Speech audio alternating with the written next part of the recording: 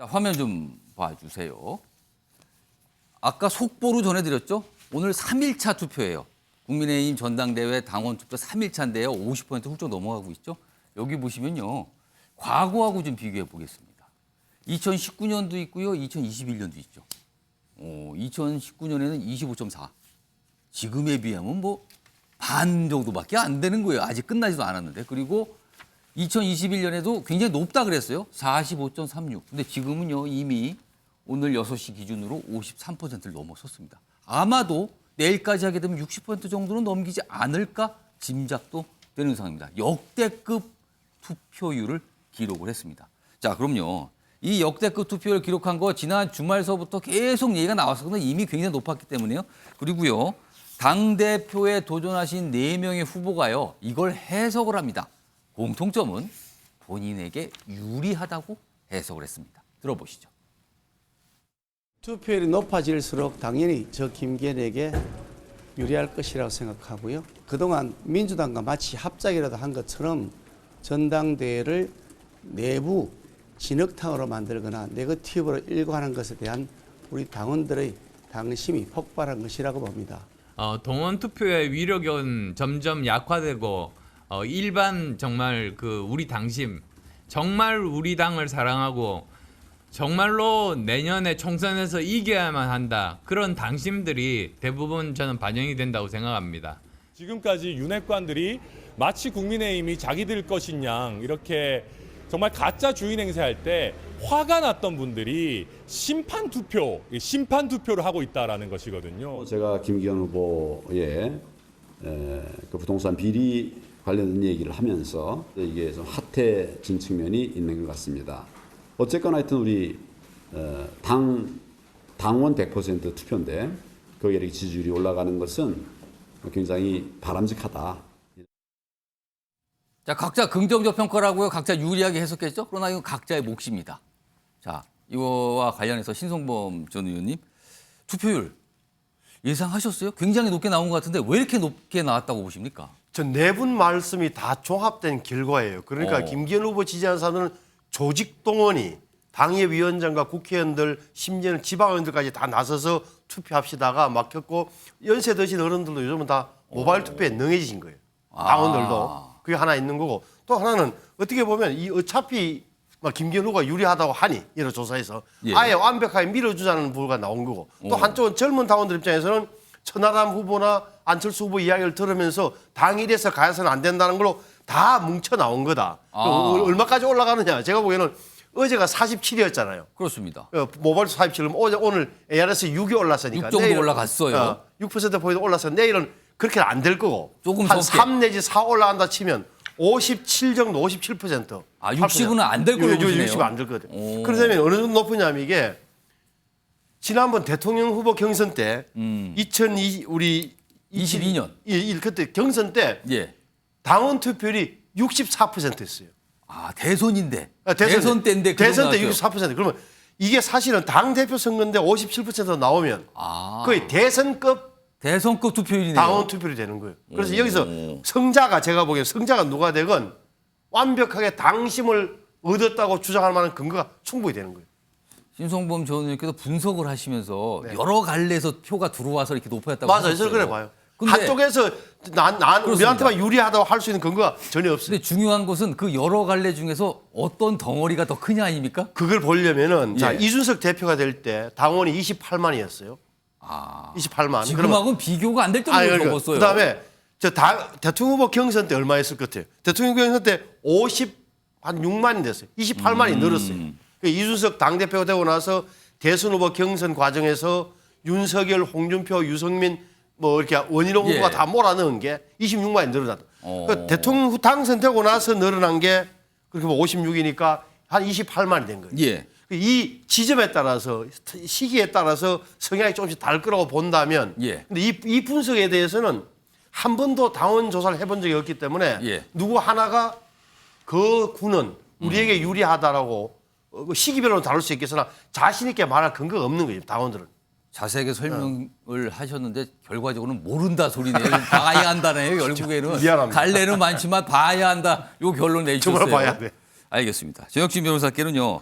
일단 통상적으로 투표율이 높다라면은 많은 표가 온 건데 이 투표율이 높은 거와 결선 투표로 갈 가능성 연관관계가 있을까요, 없을까요? 어떻게 판단하세요? 일단 연관 관계는 있는데 예.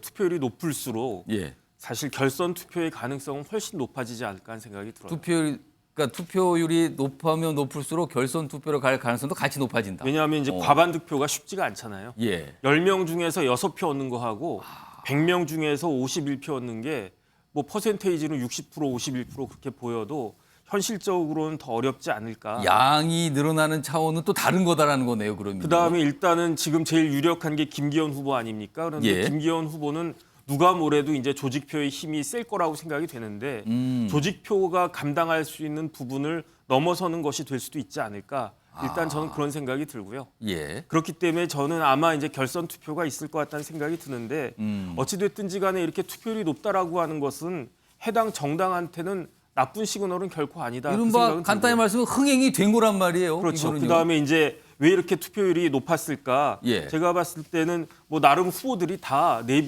명이 다 특색이 있어요. 각각의 오. 비슷하지가 않고 각각 그 특색이 예. 있고 그런 재미가 있었고 두 번째는 이제 내년 총선에서 국민의힘이 여당이고 그렇기 때문에 승리할 가능성이 높다라는 기대가 아마 당원들이 많이 있지 않을까 일단 그런 생각이 들어가지고 예. 어찌됐든지 간에 이런 거는 국힘한테는 좀 긍정적인 시그널이 아닌가 저는 그렇게 생각이 됩니다. 며칠 안 남았어요. 8일 날 결과 공개가 되죠. 그날 끝날지 며칠 더 가서 끝날지 이건 뭐 지켜봐야 되는 상황인데요. 하여튼 투표율은 역대급을 기록했다. 내일은 아마 이거보다도 뭐 좀 높아질 것으로 다들 예상하고 계십니다.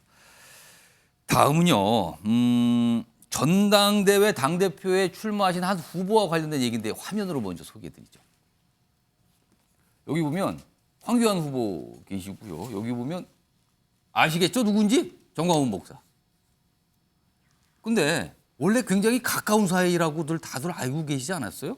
여기 보면 위에 사진도 있습니다. 이렇게 뭐 악수도 하고 같이 어떤 행사에도 참석하고 마이크 들고 이런 모습이었는데 이게 2019년이거든요. 근데 지금 현재는요.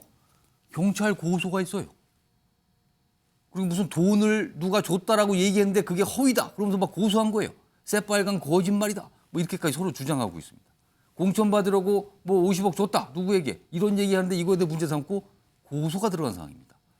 자, 이와 관련해서 두 인물 사이에 그동안 어떤 일들, 어떤 말들이 오갔는지 영상으로 따로 준비했습니다. 보시죠.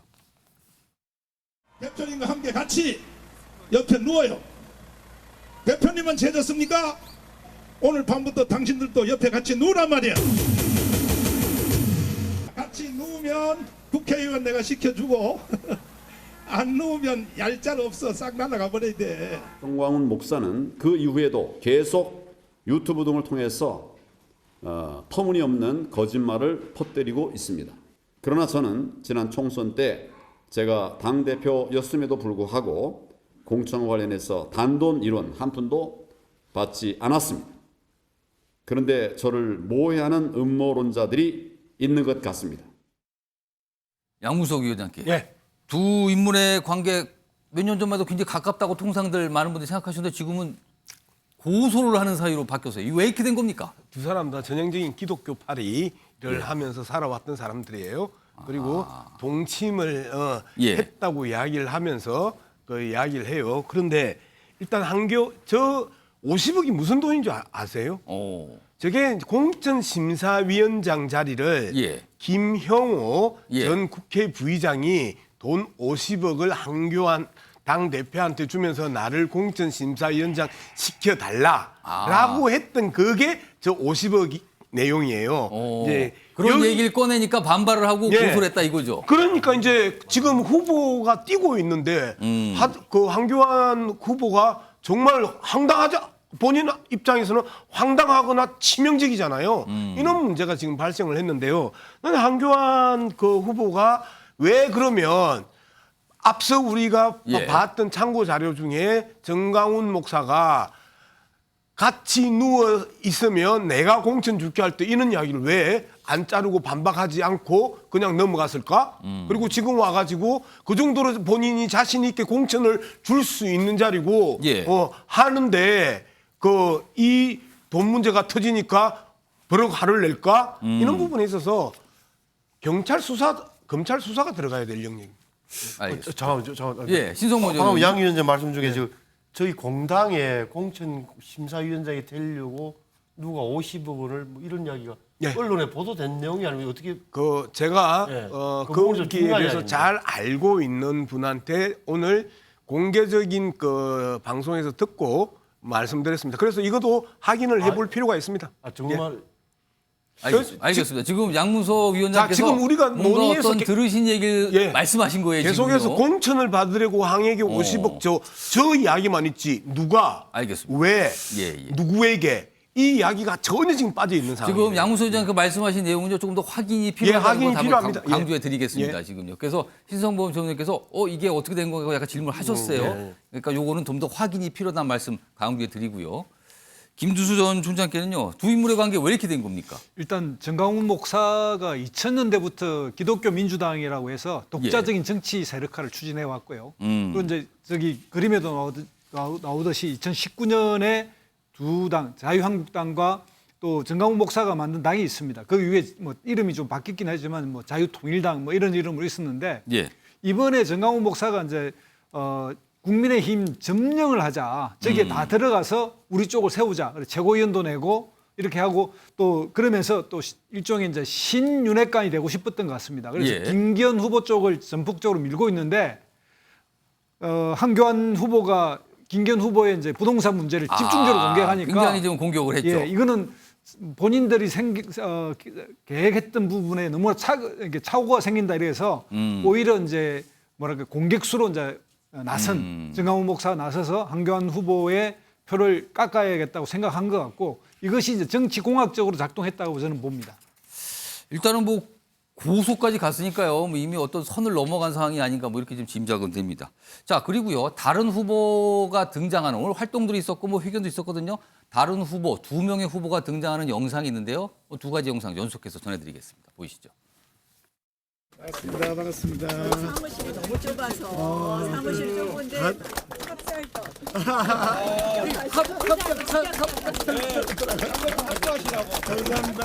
아, 이거 같이 먹어야 돼. 연대는 원래 같이 가는 거잖아. 아니 연대는 원래 같이 가는 거야. 아, 감사합니다. 같이 맞대고 한번 하세요. 짠. 좋은 지도부가 들어서야 된다라는 마음으로 이 자리에 오신 것으로 알고 있고요. 마지막 피날레를 어디에서 할 거냐? 역시 나경원과 손잡고 피날레 해야 된다.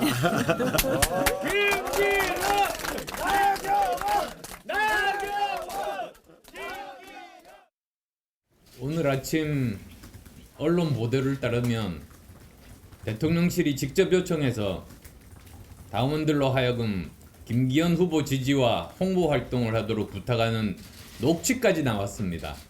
이것이 사실이라면 이는 대통령실이 당대표 경선에 개입한 명백한 사실로서 대단히 심각한 문제입니다. 오늘 자, 정영진 변호사님, 그러니까 네네. 대통령실 직원이 참여한 단톡방 내에서 특정 후보의 뭐 지지, 특정 후보의 비판이 있었다. 그리고 또 그거 관련해서 무슨 홍보를 해달라는 대통령실 직원이 홍보해달라는 얘기를 했다는 어떤 녹취록 그런 보도까지 나왔거든요. 이거 어떻게 지금 판단하십니까 지금? 일단 판례에 의하면요. 당내 경선은 선거운동이 아니다라고 하는 판례가 있어요. 그런데 2010년도에 공직선거법이 개정이 됐어요. 예. 그래가지고 공무원은 당내 경선 운동도 하면 안 되도록 되어 있고요. 안 되는 건데. 네, 그다음에 만약에 그렇게 그 공무원이 당내 경선 운동을 하면 이거는 공직선거법상의 부정선거 운동죄에 해당이 돼가지고 징역 5년 이하의 처벌을 받도록 되어 있거든요. 그럼 대통령실 직원 공무원 아니겠습니까? 그렇죠. 제가 봤을 때 이 부분은 수사가 필요하지 않나 하는 생각이 듭니다. 안철수 후보로서는 굉장히 지금 뭔가 이의 제기를 강하게 하고 있거든요. 이게 막판에 지금 나온 문제라서 조금 여러 가지 예의가 있는데 그건 어떻게 보십니까? 그건 모르겠는데 어쨌든 안철수 캠프에서 이 부분에 대해서 고발할 수도 있지 않을까 하는 생각이 들고요. 굉장히 부적절하고 거의 범죄적인 행위가 될 수도 있겠다는 생각이 듭니다. 신성모 전원이 한 30초 정도 시간이 있거든요. 이거 어떻게 좀 판단하세요? 이 이게 상황? 일련의 흐름이 있잖아요. 그러니까 행정관이라 하면 말씀하신 공무원적 위치라는 법률적 문제뿐만 아니라 그 전에 예. 우리 전당대회가 쭉 겪어온 과정에서 나경원 전 의원 문제라든지 안철수 후보에 대한 배신자 공격이라 이런 게 적이라 이런 표현 때문에 더욱더 민감해지는 대목에서 왜 저렇게 행정관이 나서서 할 이유도 없는데 제가 보기에는 예. 왜 저렇게 했을까 정치적으로 굉장히 미숙한 행동이었다고 보이죠. 그러니까 안철수 후보는 뭐 연일 연일 지금 이 회견을 하면서 문제 제기를 하고 있고요. 근데 아직까지 뭐 특별한 이거에 대한 설명은 뭐 당사자들은 나오지 않고 있는 상황입니다.